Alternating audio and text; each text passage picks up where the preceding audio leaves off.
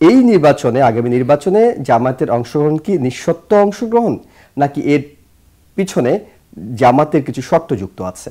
আগামী ফেব্রুয়ারি নির্বাচন হোক, এটি আমরা চাই। এবং বাংলাদেশ জামাত ইসলামী সকলের আগে একটি অবাধ ও সুষ্ঠু নির্বাচনের জন্য দাবি করছে। আমরা নির্বাচনে যাব না এই কথা বলা তো কোনো প্রশ্নই আসে না। এবং নির্বাচনে যাওয়ার ব্যাপারে আমাদের তেমন কোনো শর্ত নয়। 5ই আগস্টের পরে, জুলাই বিপ্লবের পরে মানুষের ভিতরে আমূল পরিবর্তন হয়েছে এবং সেই পরিবর্তনটি জামাতের চিন্তা চেতনার পক্ষে হয়েছে। ঢাকা বিশ্ববিদ্যালয় জাকসু নির্বাচনের আগেও আমরা জানতাম যে আমরা ইনশাল্লাহ জিতবো। কত ভোটে জিতবো সেটা আমরা অতভাবে বুঝিনি যে আমরা 3 গুণ বেশি ভোট পাবো, কারণ এটা ডাক্তার ইতিহাস আর কখনো হয়নি।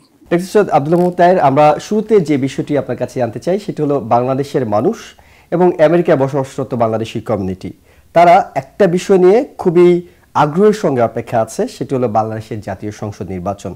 এবং আমরা প্রধান উপদেষ্টার কার্যালয় থেকে, প্রধান উপদেষ্টার মুখপত্রদের কাছ থেকে বারবারই জেনেছি ফেব্রুয়ারি মাসে নির্বাচনটি হতে যাচ্ছে।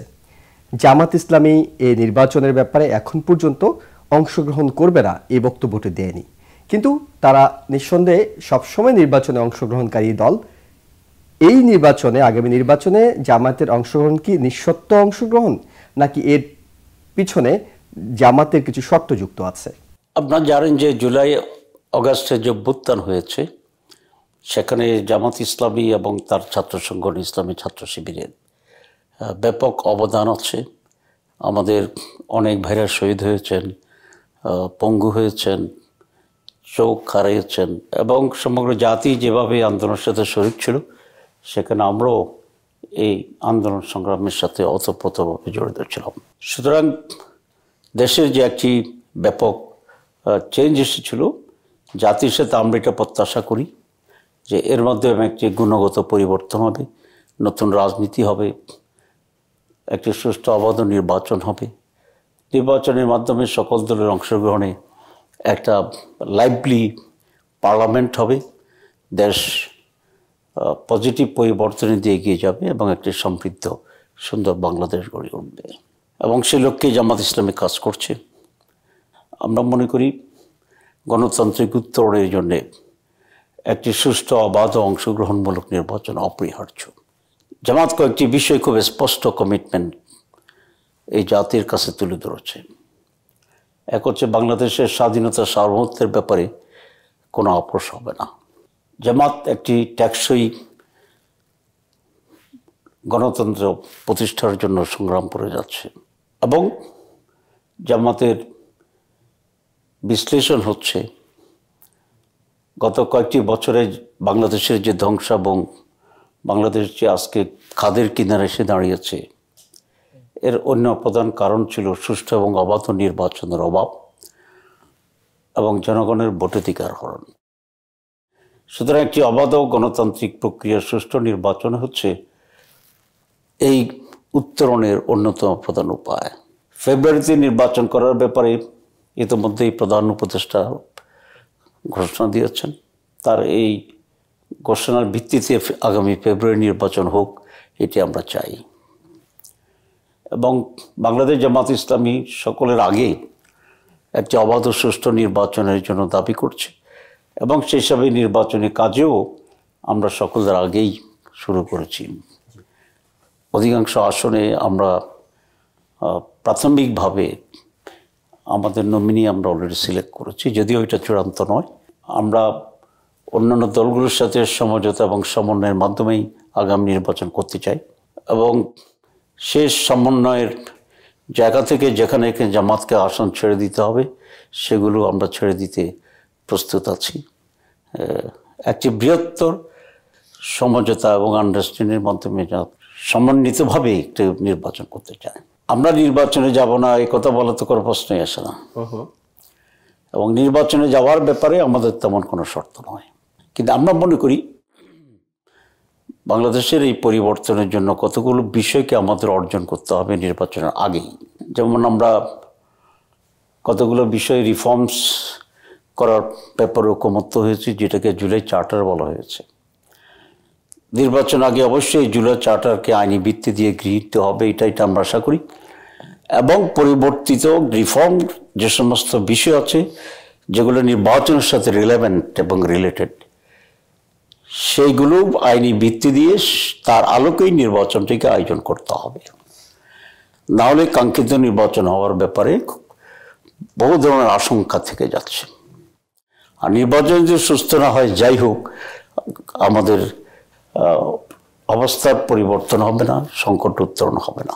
আপনি দুটো বিষয় বলছিলেন। আপনি বলছিলেন যে কয়েকটি বিষয় আপনি আশা করছেন এবং কয়েকটি বিষয় করতে হবে। আপনার বক্তব্য থেকে আমি বলছি, সেক্ষেত্রে যদি এই আশার সঙ্গে মিল না হয় এবং করতে হওয়ার জায়গাটা না করা হয়, অর্থাৎ যে সংস্কারগুলোর কথা বলছিলেন, যে বিষয়গুলো পরিবর্তন করে নির্বাচনে অংশ নেওয়ার বিষয়ে জামায়াত ইসলামী আশাবাদী সেটি বলছেন, সেটি আর মাত্র 5 মাসের মতো সময় আছে, সেটি যদি না হয়ে থাকে সেই ক্ষেত্রে জামায়াতের নির্বাচনে অংশগ্রহণের বিষয়টি কোনো হেরফের হবে কিনা?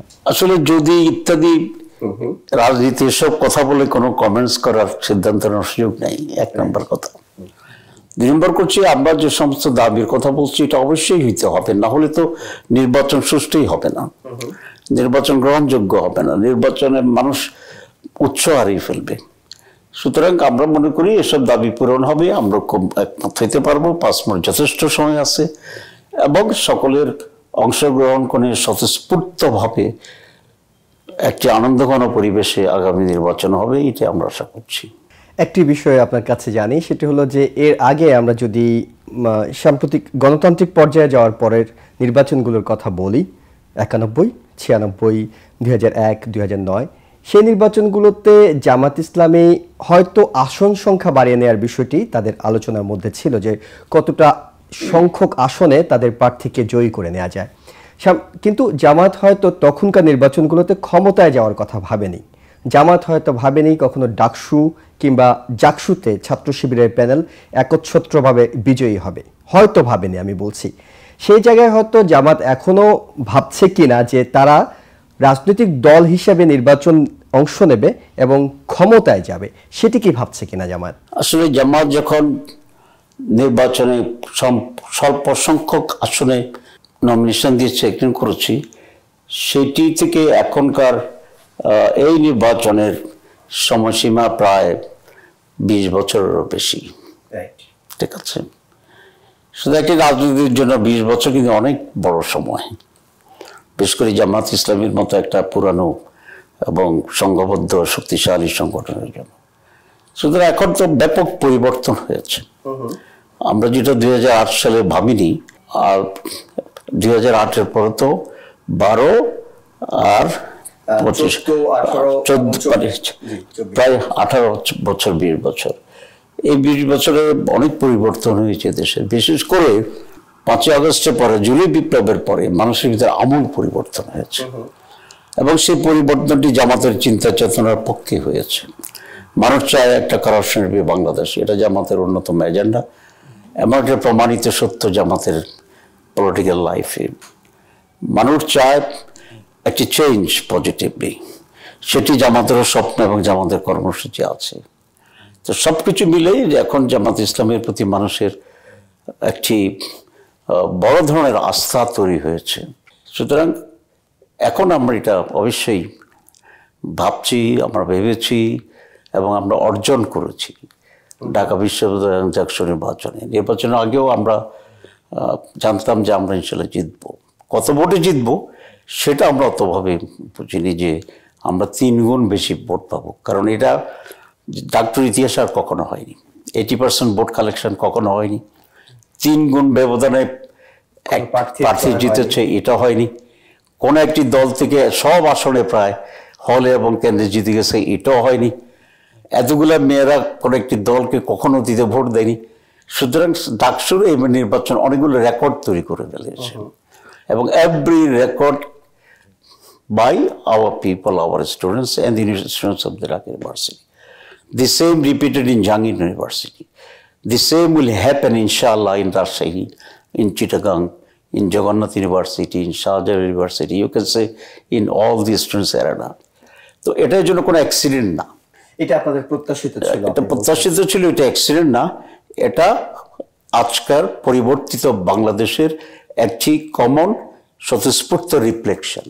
এবং এইটার রাজনৈতিক অ্যাসেসমেন্ট আপনাদের ছিল আগে থেকে যে আপনাদের পরিবর্তন জনমত আপনাদের পক্ষে যাচ্ছে, সেটি আপনারা টের পাচ্ছি এবং এখনো পক্ষে আসছে আলহামদুলিল্লাহ। সেই প্রসঙ্গে আপনার কাছে জানি, সেটি হলো ক্ষমতায় যাওয়ার বিষয়টি, কিংবা ক্ষমতায় জনগণ আপনাদেরকে নির্বাচিত করবে, একেবারে রাষ্ট্রীয় ক্ষমতাসীন দল হিসেবে জামাত ইসলামী আবির্ভূত হবে। এটি কি জাকসু নির্বাচনের আগে থেকেই আপনাদের মধ্যে এই আত্মবিশ্বাসটা কাজ করছিল, নাকি এই দুটি নির্বাচন আপনাদের এই ধারণাটাকে অনেক বেশি পোক্ত করেছে? না, এই দুটোর আগেও আমরা টের পাচ্ছিলাম যে জনগণ আমাদের পক্ষে খুব দ্রুত পরিবর্তন হচ্ছে। আপনারা যদি দেখেন 3টা জনমত যাচাই রিপোর্ট আসছে আমাদের কাছে, এবং 3টি কোনো জামাত বিরোধী প্রতিষ্ঠান বলা যায়। প্রথমটা যেটা ছিল সানেম বলেছে বিএনপি 42%, জামাত 32%, মোরালেস অল দিস থিংস। তার 2 মাস পরে ব্রাক ইউনিভার্সিটি যে সার্ভে, সেখানে দেখা যাচ্ছে 12% এবং 10.5%, মানে 1.5% ডিফারেন্স। ওইটাতে তো মানে ডিফারেন্স কমে আসছে, ঠিক আছে। কোনো সার্ভে অবশ্য আরো ভিন্ন কথা বলেছে, কোথাও আমাদেরকে বেশিও দেখা গেছে। ইন এনি কেস, আমি মনে করি না যে সার্ভে যা বলেছে তাই সঠিক, কিন্তু এটা একটা ইন্ডিকেশন যে জামাত সাপোর্ট ইজ ইনক্রিজিং এবং অন্যান্য দলের সাপোর্ট ইজ ডিক্রিজিং গ্রাজুয়ালি, এবং এটা এখনো কন্টিনিউ আছে, অব্যাহত আছে। জাকসু নির্বাচনের পরে এই চেঞ্জের যে স্পিডটা, এটা আগের চেয়ে অনেক বেশি বৃদ্ধি পেয়েছে, মানে গতিটা আরো বেড়েছে। সুতরাং মানুষই এখন বলছে যে আগামী নির্বাচনে কারা ক্ষমতায় আসবে, বিএনপি জামাত, এখন এটা অনিশ্চিত হয়ে গেছে। মানে জামাতেরও যাওয়ার একটা সম্ভাবনা দেখা দিয়েছে, এটা মানুষের কথা। আমরা কিন্তু কখনো এই কথা দাবি করছি না, কারণ মানুষের যেটা কথা সেটাই তো আসল কথা, ঠিক আছে। সুতরাং সম্ভাবনা তো তৈরি হচ্ছে। নিউ ইয়র্ক থেকে সম্প্রচারিত TVN 24 টেলিভিশন বিশ্বজুড়ে বাঙালির কণ্ঠস্বর।